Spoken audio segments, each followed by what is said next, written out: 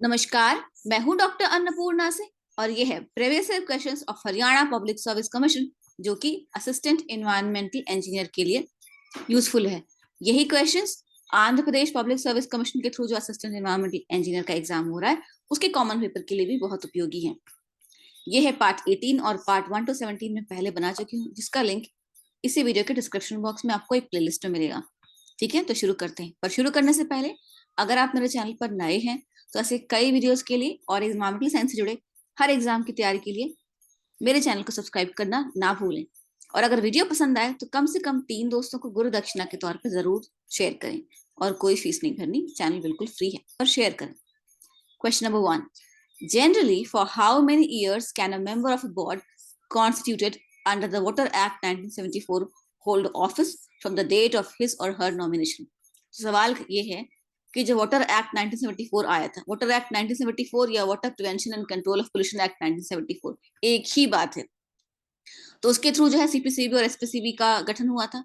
तो अब जो बोर्ड मेंबर है वो कितने साल के लिए नॉमिनेट किया जाता है, कि नॉमिनेशन आज हमने बोर्ड मेंबर की तो आज से लेके कितने साल तक वो बोर्ड मेंबर ऑफिस में रहेगा? 3 साल, 2 साल, 4 साल या 5 साल? तो सही उत्तर है 3 साल। हर एक बोर्ड मेंबर जो है वो नॉर्मली 3 साल के लिए ही नॉमिनेट किया जाता है, अनटिल अनलेस को स्पेशल कंडीशन के तहत कोई एक्सटेंशन दिया जाए, पर नॉर्मली 3 साल। Question 2. In the Water Act, the entire National Capital Territory of Delhi has been declared as a water pollution prevention area under. तो वाटर एक्ट है, मतलब वही water prevention and control of pollution act, उसके तहत जो पूरा जो दिल्ली उसको water pollution prevention area declare कर दिया गया है। तो ये किस सेक्शन में ये प्रावधान है? सेक्शन 21, सेक्शन 23, सेक्शन 19 या सेक्शन 24? सही उत्तर है सी, सेक्शन 19 में ये प्रावधान है कि आप किसी एरिया को water pollution prevention area declare कर सकते हैं। तो ये है section 19 of the water act 1974। ठीक है। Question 3, clause A of subsection 1 of section 51 of the water act enables the establishment of. तो क्लॉज ए सबसेक्शन 1 सेक्शन 51 का जो वाटर एक्ट का है उसके द्वारा किस चीज का गठन हो सकता है? State water laboratory, central water laboratory, या पेनल्टी फॉर ऑफेंडर्स, या none of the above? Penalty for offenders मतलब होता है कि उल्लंघन करने पर कितनी आपको सजा दी जाएगी, वो नहीं। सेंट्रल वाटर लेबोरेटरी हो सकता है कि सेंट्रल लेबोरेटरीज हो जिसमें कि वाटर के सैंपल इंडस्ट्रीज से लाए जाएं और टेस्ट किए जाएं, वो क्लॉज ए सब सेक्शन 1 और सेक्शन 51 में उसका प्रावधान है। ठीक है। Question 4, Consider the following statements about alien plant species and find out the incorrect one. अब ये सारे स्टेटमेंट्स पढ़िए एलियन प्लांट स्पीशीज के बारे में, और जो गलत है उसको बताइए। एलियन प्लांट स्पीशीज, एलियन का मतलब होता है फॉरेन प्लांट स्पीशीज। तो Alternathera, Philoxeroids and Ecornia are examples of exotic aquatic weeds. Exotic मतलब जो इंडिया में ओरिजिनली नहीं थे, बाहर से लाए गए हैं। तो ये aquatic weeds हैं जो बाहर से लाए गए हैं। ये बात सही, ये दोनों जो है ये पानी में फैलने वाले घास टाइप की होती है, जो दोनों यूरोपियंस ने इंडिया में इंट्रोड्यूस की थी। तो ऑल्टरनेरा ज़ैंथेरा जो होता है, ऑल्टरनेरा फिलोजेरोइड जो होता है वो जलकुंभी होती है, और इफिरिकॉर्निया होता है। ये दोनों aquatic weeds हैं।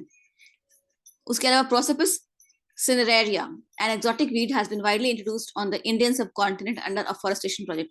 तो ये जो प्रोसेपिस होता है ये एक तरह की झाड़ी होती है, बड़ी झाड़ी होती है, और ये कम पानी में भी हो जाता है। तो इसलिए डिजर्ट एरिया में इसको लगाने का प्रावधान किया गया था, ताकि डिजर्ट एरिया को रिक्लेम किया जा सके, वहां भी खेती के लिए पहले इसको लगाया जाए, फिर उसके बाद उस एरिया को रिक्लेम कर सकें।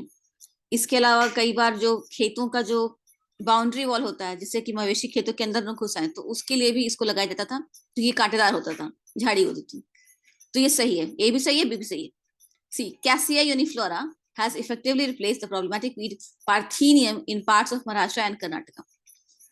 पार्थीनियम पूरे इंडिया में जहां तहां पाया जाता है, एक वीड है जो कि स्किन इरिटेंट भी होता है, और कैसिया यूनिफ्लोरा ने इफेक्टिवली पार्थीनियम को रिप्लेस किया है कुछ पार्ट्स में महाराष्ट्र और कर्नाटका में बाय अलीलोपैथी। अलीलोपैथी मतलब प्लांट एक तरह का केमिकल छोड़ता है अपने आसपास, जिससे दूसरे प्लांट पनप नहीं पाते। तो ये ए भी सही है, बी भी सही है, और सी भी सही है। D, extremely fast growth rate and seed proliferation accompanied by allelopathic production results in ecosystem invasion by alien plant species. D भी सही है, जो भी एलियन प्लांट स्पीशीज होते हैं या इन्वेजिव प्लांट स्पीशीज होते हैं, सेम ही बात है। उनका ग्रोथ बहुत तेजी से होता है, उनमें बहुत छोटे छोटे बीज होते हैं जो बहुत तेजी से फैल जाते हैं, और कई बार वो एलिलोपैथिक भी होते हैं, मतलब ऐसा केमिकल रिलीज करते हैं जिससे बाकी प्लांट्स आसपास कोई पनप नहीं पाते। तो ये ए बी सी और डी चारों ही सही है, तो E none of the above is correct answer होगा। अगेन एग्जाम में ई ऑप्शन नहीं था, पर मैंने देखा कि चारों ही कहीं ना कहीं सही है, तो फिर मैंने ये ई ऑप्शन क्रिएट किया और रखते वक्त सही होगा। कई बार एग्जाम में ऐसे क्वेश्चन होते हैं जिसका आंसर उन्होंने ठीक से दिया नहीं होता है। Question 5, which of the following is not an example of meteorological disaster. अब इनमें से कौन सा ऐसा डिजास्टर है जो मौसम की वजह से नहीं होता है? साइक्लोन, तूफान होता है, ड्रॉट्स मतलब अकाल पड़ना, वो भी मौसम की वजह से होता है, बारिश नहीं हुई अकाल पड़ गया। फॉरेस्ट फायर और फ्लड्स, फ्लड्स भी बारिश, बहुत ज्यादा बारिश होती है तो नदी का बांध टूट जाता है, तो वो भी मौसम से ही जुड़ा हुआ है। फॉरेस्ट फायर एक ऐसी चीज है जो मौसम से जुड़ा हुआ नहीं है डायरेक्टली, क्योंकि फॉरेस्ट फायर होता तो गर्मी में है ज्यादा, पर वो होता है मेनली रसलिंग ऑफ लीव्स से, आपस में पत्ते टकराए और एक स्पार्क निकला, या सिगरेट आपने जली हुई छोड़ दी तो उससे जंगल में आग लगे, या कभी कभी बिजली की जो तारें जाती हैं उससे पत्ते टकराए, उससे भी आग लग गई। तो भले ही फॉरेस्ट फायर गर्मी में होता है, पर उसके जो कारण है वो गर्मी नहीं ही होती है, वो अलग अलग कारण होते हैं। तो फॉरेस्ट फायर एक मेट्रोलॉजिकल डिजास्टर नहीं है, ठीक है। Answer C. Question 7, the air act contains 5 chapters, 6 chapters, 7 chapters या 8 chapters?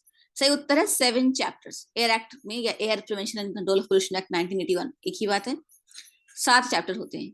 The Air Prevention and Control of Pollution Act 1981 was enacted under the Article 253 of the Indian Constitution and came into force on 29th March 1981.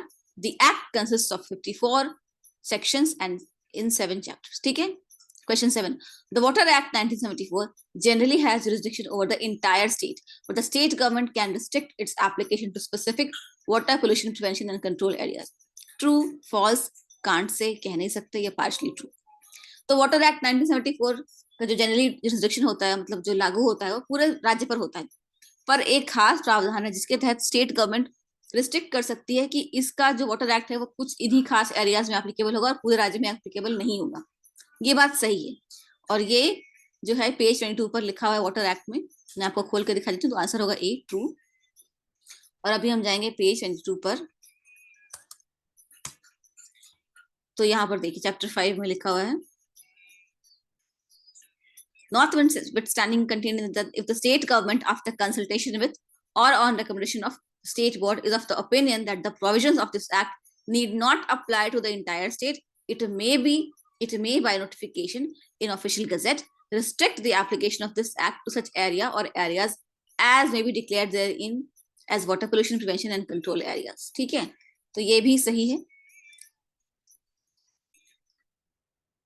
अगला सवाल है question number 8, the air act has 56 sections, 54 sections, 58 sections, 62 sections. सही उत्तर है B, 54 sections, पिछले हमने answer में देखा था। Question number 9, what are the main aims and objectives of the air act? Air act का क्या मेन एम है? Prevention of air pollution, yes. Abatement of air pollution, yes. Control of air pollution, yes. आप सोचेंगे prevention, control और abetment में क्या फर्क है? प्रिवेंशन मतलब होता है कि एयर पोल्यूशन होने से पहले उसको रोक दिया जाए। अबेटमेंट मतलब होता है एयर पोल्यूशन हो चुका है और उसको कम कर दिया जाए। और कंट्रोल होता है कि एयर पोल्यूशन होने वाला है या हो रहा है, उसको हम एकदम से कंट्रोल कर ले, तो पूरा खत्म कर दें। तो ये तीनों ही ऑब्जेक्टिव्स होते हैं, जहां पर जिस तरह की स्थिति बनती है उस तरह से काम किया जाता है।